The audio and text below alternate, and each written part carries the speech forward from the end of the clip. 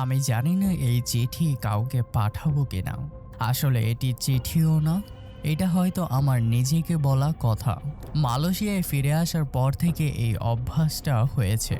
রাতের শিফট শেষ করে ঘরে ফিরি, চারদিকে শুধু নিজের শ্বাসের শব্দ, সিলিং ফ্যানের একঘেয়ে ঘুরে চলা, আর বাইরে কুয়ালালামপুরে সেই কখনো না ঘুমানো শহরের শব্দ। অথচ আমার ঘরটা এতটাই চুপ যে মনে হয় পৃথিবী থেকে আলাদা হয়ে গেছি। বাড়িতে ফোন করি, বউ ধরে, 2 মিনিট কথা হয়, ছেলেটা ঘুমিয়ে পড়ে, মেয়েটা স্কুলে পড়া করছে, সব ঠিকঠাক, সব স্বাভাবিক। তারপর লাইন কেটে যায় আর আমি আবার একা। 42 বছর বয়সে মানুষ এভাবে একা থাকে না, থাকার কথাও না। আজকে অফিস থেকে ফেরার পথে ফোনে একটা নোটিফিকেশন দেখলাম, হোয়াটসঅ্যাপে পাঠিয়েছে, কফি ডাল মেনি। নামটা দেখে প্রথমে বিশ্বাস হয়নি। কফি? আমার পুরনো বন্ধু কফি? 2015 সালের কুয়ালালামপুরে একটি কনস্ট্রাকশন প্রজেক্টে একসাথে কাজ করেছিলাম তার সাথে। তারপর 8 বছর চলে যায়। 8 বছর পর সে মেসেজ করেছে। মেসেজে লেখা, Rashid brother, I am back in my village. I have things to tell you, big things. Call me when you can. সাথে একটা ভয়েস নোট। আমি বাসায় ফিরে জামা পাল্টে এক গ্লাস পানি খেয়ে হেডফোন লাগিয়ে বসলাম। রাত তখন প্রায় 2টা। ঘরে আলো জ্বালানো আছে, কিন্তু কোনো কারণে মনে হচ্ছিল আলোটা যথেষ্ট না। ভয়েস নোট চালু করলাম, আর তারপর থেকে আমার ঘুম হয়নি। এই চিঠিতে আমি সেটাই লিখছি। কফি যা বলেছে, যা শুনেছি, হুবহু। কারণ কাউকে না বললে আমি মনে হয় এবার পাগলই হয়ে যাব।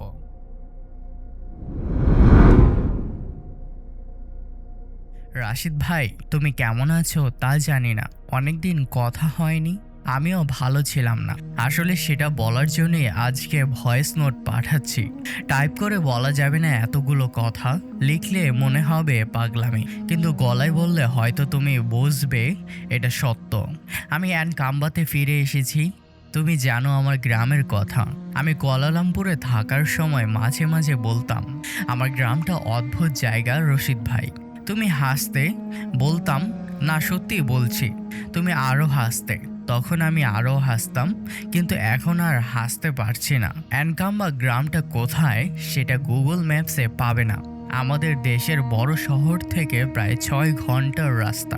তারপর পাকা রাস্তা শেষ হয়ে যায়, তারপর লাল মাটির কাঁচা পথ ধরে আরও 2 ঘন্টা, তারপর সেই পথও শেষ, তারপর হাঁটা ঘন জঙ্গলের ভেতর দিয়ে আরও প্রায় 3 ঘন্টা হাঁটলে অ্যানকাম্বা আসে। গ্রামে ইলেকট্রিসিটি নেই, ইন্টারনেট নেই। আমার কাছে একটা পুরনো নোকিয়া ফোন আছে আর একটা সস্তা সোলার চার্জার, সেটাই ভরসা। গ্রাম থেকে কিছুটা দূরে গেলে একটু সিগন্যাল পাওয়া যায়, সেখান থেকে তোমাকে এই মেসেজ পাঠাচ্ছি। আমার মা অসুস্থ ছিলেন, সেজন্য ফিরে আসা। 3 সপ্তাহ হলো আমি আছি। রাশিদ ভাই, 3 সপ্তাহ ধরে আমি যা দেখেছি সেটা আমার জীবনে আগে কখনো দেখিনি। আমি অনেক জায়গায় গেছি, মালয়েশিয়া, সিঙ্গাপুর, কাতার।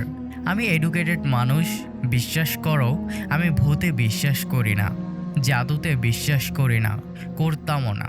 কিন্তু কিন্তু এখন সময় বদলেছে। এখন আমি বিশ্বাস করি।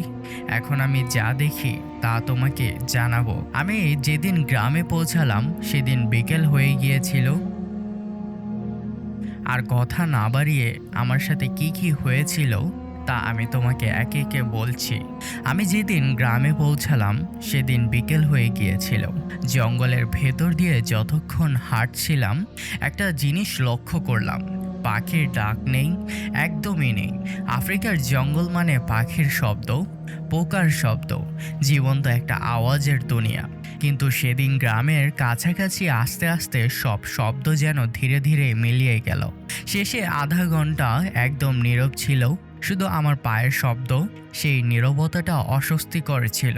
রশিদ ভাই, মানুষ নীরবতাকে শান্তি মনে করে, কিন্তু এই নীরবতা শান্তির ছিল না। এই নীরবতা ছিল কিছু একটা চুপ হয়ে আছে, কিন্তু কিছু একটা শুনছে। যাই হোক, গ্রামে পৌঁছালাম, মাকে দেখলাম। মা দুর্বল কিন্তু ভালো আছেন। প্রতিবেশীরা সালাম জানালো, বাচ্চারা দৌড়ে এলো, সব স্বাভাবিক। রাতে খাওয়া দাওয়ার পর মা ঘুমিয়ে পড়লেন। আমার ছোট ভাই কাউমি এর সাথে অনেক দিন পর কথা হলো। কাউমি বলল গ্রামের অনেক কিছু বদলে গেছে। আমি জিজ্ঞাসা করলাম কি বদলেছে। সে হাসলো, বলল আপনি থাকলে নিজেই বুঝবেন। সেটা হাসির ছিল না। রাত 10টার দিকে শুতে গেলাম। আমাদের বাড়িতে একটা ছোট আলাদা ঘর আছে অতিথিদের জন্য। আমি সেখানে শুই। ঘরে একটা ছোট্ট জানালা আছে, সেটা জঙ্গলের দিকে মুখ করা। মোমবাতি জ্বালিয়ে শুয়ে পড়লাম।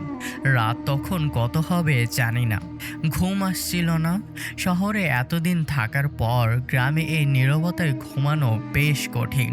উল্টোটা মনে হতো, কিন্তু না, গভীর নীরবতায় মাথা বেশি কাজ করে। শুয়ে শুয়ে ছাদের দিকে তাকিয়েছিলাম। মোমবাতির আলোতে ছাদে ছায়া নাচছে। তখনই শুনলাম জানালার বাইরে একটা শব্দ। ভেঙে বলা কঠিন, মানুষের পায়ের শব্দের মতো, কিন্তু একটু অন্যরকম।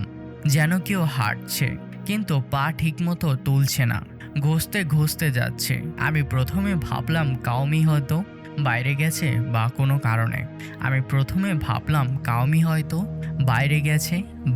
কারণে। কিন্তু শব্দটা থামলো না, ঘুরতে লাগলো বাড়ির চারপাশে, ধীরে ধীরে, একটা নির্দিষ্ট ছন্দে। আমি উঠে বসলাম, মোমবাতিটা হাতে নিলাম, জানালার দিকে এগিয়ে গেলাম। রাশিদ ভাই, আমি জানালার কাছে পৌঁছানোর আগে শব্দটা থামলো, একদম হঠাৎ, যেন কেউ জানতে পেরেছে আমি এসেছি। আমি জানালার পর্দাটা একটু সরালাম। বাইরে অন্ধকার, গভীর ঘন অন্ধকার। গ্রামে কোনো আলো নেই রাতে, শুধু আকাশের তারা। সেই আলোয় জঙ্গলের গাছগুলো কালো দাঁড়িয়ে থাকা ছায়ার মতো দেখায়। আমি জানালা দিয়ে তাকালাম। প্রথমে কিছু দেখলাম না, তারপর দেখলাম জানালা থেকে হয়তো 15-20 হাত দূরে গাছগুলো ঠিক কিনারায় একটা কিছু দাঁড়িয়ে আছে। মানুষের মতো শরীর, মানুষের মতো উচ্চতা, মানুষের মতো শরীর, দুটো হাত, দুটো পা, কিন্তু মাথার জায়গায় কিছুই নেই। ঘাড়ের ওপর থেকে শূন্য। আমি নিজের চোখে বিশ্বাস করলাম না। মোমবাতির আলোয় চোখ ভুল করছে মনে করলাম। একটু ভালো করে তাকালাম। এটা দাঁড়িয়ে ছিল, নড়ছিল না, কিন্তু আমার দিকে ফেরা ছিল। যেদিকে মাথা থাকার কথা সেদিকটা আমার জানালার দিকে। রশিদ ভাই, আমি ভয় পাই না সহজে, সত্যিই না, কিন্তু সেই মুহূর্তে আমার হাত কাঁপছিল, মোমবাতির শিখা কাঁপছিল, কিন্তু বাতাস ছিল না। আমি পর্দা ছেড়ে দিলাম, পিছিয়ে আসলাম, বিছানায় বসলাম। বুকের ভেতরে কিছু একটা এতটাই জোরে ধুকধুক করছিল যে কানে শুনতে পাচ্ছিলাম। 5 মিনিট সেভাবেই বসে রইলাম। তারপর সাহস করে আবার উঠলাম, আবার জানালার কাছে গেলাম, আবার পর্দা সরালাম। ওখানে কিছুই নেই, সেই জায়গাটা খালি, শুধু গাছের ছায়া। আমি নিজেকে বললাম ঘুম নেই, ক্লান্তি আছে, চোখে ভুল দেখেছ। এই কথা বলে শুয়ে পড়লাম।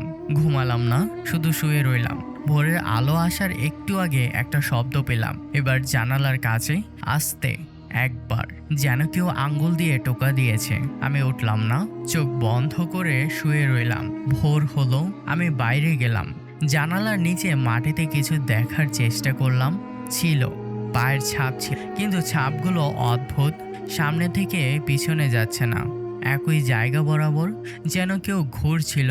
আমি কাউমিকে দেখালাম। কাউমি ছাপগুলোর দিকে তাকিয়ে রইল কিছুক্ষণ, তারপর বলল ঘরে যান দাদা। আমি বললাম কি এটা?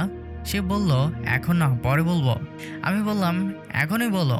সে বলল এটা ওর ছিল না, ওটা শুধু দেখছিল।